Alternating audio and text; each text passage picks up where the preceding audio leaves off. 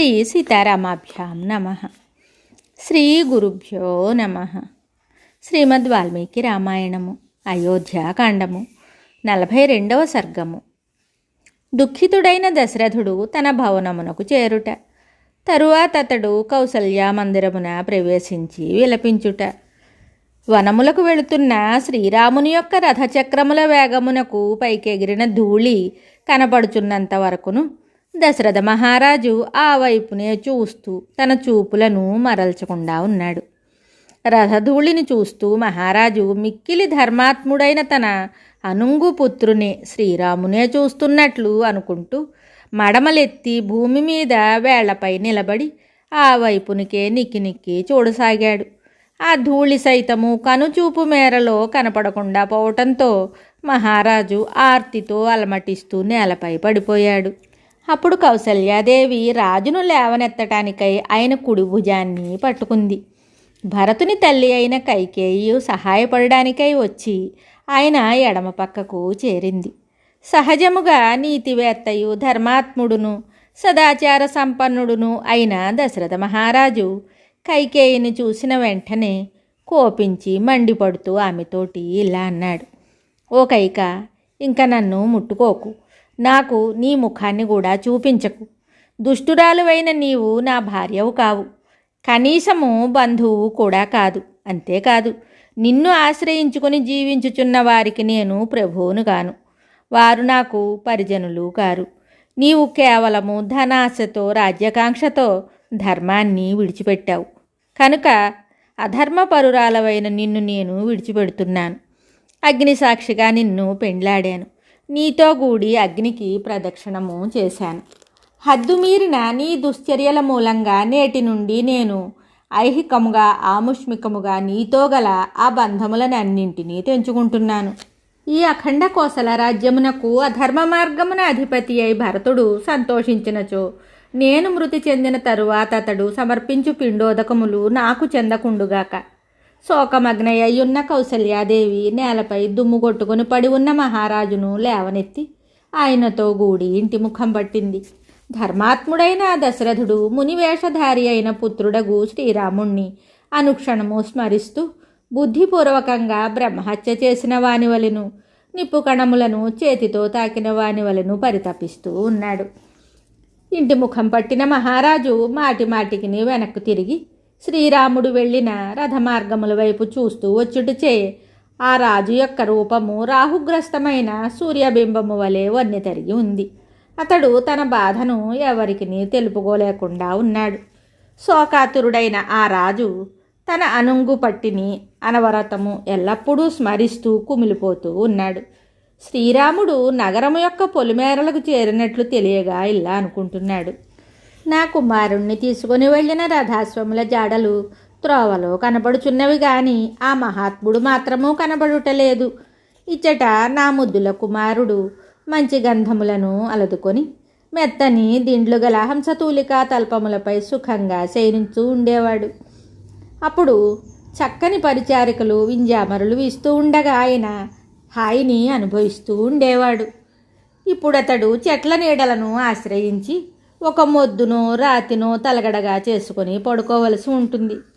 సెలయేటి సమీపమున స్నానానంతరము దుమ్ము కొట్టుకొని ఉన్న గజరాజు వలె నేలపై పడుకొని ఉండుటచే దుమ్ము కొట్టుకొని వన్ని తగ్గి శ్రీరాముడు నిట్టూరుస్తూ నిద్ర నుండి లేస్తాడు. దీర్ఘబాహువు జగత్ప్రభువు అయిన శ్రీరాముడు నిద్ర లేచి ఒక దిక్కులేని వాని వలె వెళుతూ ఉండగా వనములలో నివసించువారు చూస్తారు. ఇది నిశ్చయము. జనకుని గారాల బిడ్డయు మిక్కిలి సుకుమారియు అయిన సీతాదేవి నిజముగా నేడు వనములలోని ముళ్ళబాటలలో నడుస్తున్నప్పుడు ఆమె వ్యధకు గురి కావచ్చును. యథార్థముగా ఆమెకు అడవులు కొత్త. అడవులలో ఆమె కాలు మోపియే ఎరగదు. హఠాత్తుగా గగుర్పాటును కలిగించడి పెద్ద పులుల గాండ్రింపులు మొదలగు దుష్టమృగముల అరుపులకు ఆమె భయకంపిత అవుతూ ఉంటుంది. ఓ కైకేయి, పురుషశ్రేష్ఠుడైన నా రాముడు లేకుండా నేను జీవించి ఉండజాలను. నా మరణము తథ్యము. అప్పుడు నీ కోరికలన్నీను ఈడేరును. ఈ రాజ్యమున నీవు విధవవై పడి ఉండుము. జనులతో గూడి గృహోన్ముఖుడై వస్తూ ఉన్న ఆ దశరథుడు ఈ విధంగా విలపిస్తూ మృతస్నాతుడైన వాడు అపవిత్ర గృహమున ప్రవేశించినట్లు, దుఃఖమగ్నుడై ఉన్నవాడు అశాంతి మందిరమున ప్రవేశించినట్లు ఆ అయోధ్యలో అడుగుపెట్టాడు. ప్రజలందరూ శ్రీరాముని వెంట వెళ్ళి ఉండుడిచే అయోధ్యలోని వీధులు, కూడళ్ళు, ఇళ్ల ముంగిళ్ళు, లోగిళ్ళు, ఇంటి లోపలి భాగాలు శూన్యములై ఉన్నాయి. అంగళ్ళు, దేవాలయములు మూయబడి ఉన్నాయి. ఇళ్లల్లో మిగిలి ఉన్న దుర్బలులైన వృద్ధులు, బాలబాలికలు దుఃఖార్తులై ఉన్నారు. రాజవీధులలో అక్కడక్కడ ఒకరిద్దరు తప్ప జనసంచారమే లేకుండెను. దశరథుడు అట్టి అయోధ్య నగరాన్ని చూస్తూ విలపిస్తూ సూర్యుడు మబ్బులలో చేరినట్లు తన మందిరంలో ప్రవేశించాడు. సీతారామ లక్ష్మణులు లేని ఆ రాజభవనము గరుత్మంతుడు సర్పములను తీసుకొని పోగా మిగిలియున్న నిశ్చలమైన సరస్సు వలె ఒప్పుతూ ఉంది. తడబడుతున్న మాటలతో బాధపడుతున్న ఆ మహారాజు మృదువుగా, అస్పష్టంగా పెదవులను మాత్రమే కదులుస్తూ దీనంగా అచ్చటి ద్వారపాలకులతోటి ఇలా అంటున్నాడు: రామజనని అయిన కౌసల్య యొక్క మందిరానికి నన్ను తీసుకొని వెళ్ళండి. మరి ఒక చోట ఎక్కడను నా మనసుకు ఊరట లభించదు, వేరొక చోట నా మనస్సు కుదుటబడదు.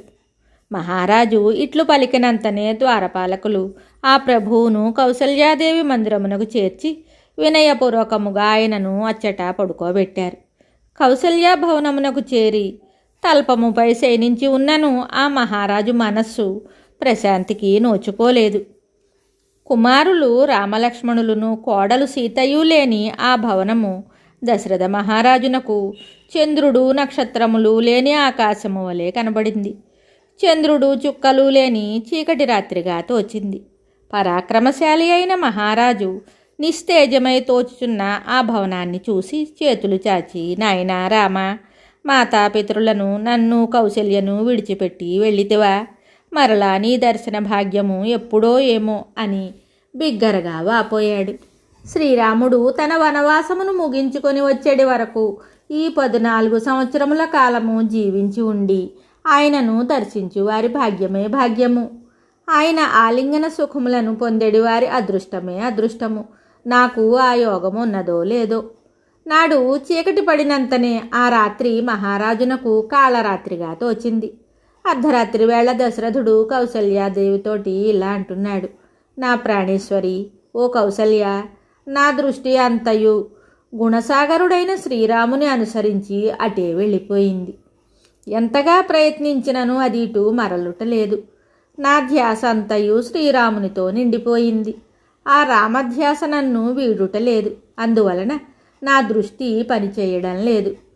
నీవు ఇచ్చటనే ఉన్నను నిన్ను గుర్తుపట్టలేకుండా ఉన్నాను. కనుక నీ చేతితో ఒక్కసారి నన్ను స్పృశింపుము. నీ కరస్పర్శ శ్రీరాముడు నన్ను స్పృశించినంతగా నాకు ఆనందాన్ని కూర్చును. నీవు శ్రీరాముని తల్లివి కదా. తల్పముపై పడుకుని అనుక్షణము శ్రీరామునే స్మరించుచున్న మహారాజును చూసి కౌసల్యాదేవి ఆయన ప్రక్కన కూర్చుండి శోకమూర్తి అయి నిట్టూర్పులు విడుస్తూ ఎంతో విలపించింది. వాల్మీకి మహర్షి విరచితమయ్యే ఆదికావ్యమైన శ్రీమద్ రామాయణమునందలి అయోధ్యాకాండమునందు 42వ సర్గము సంపూర్ణం. శుభం.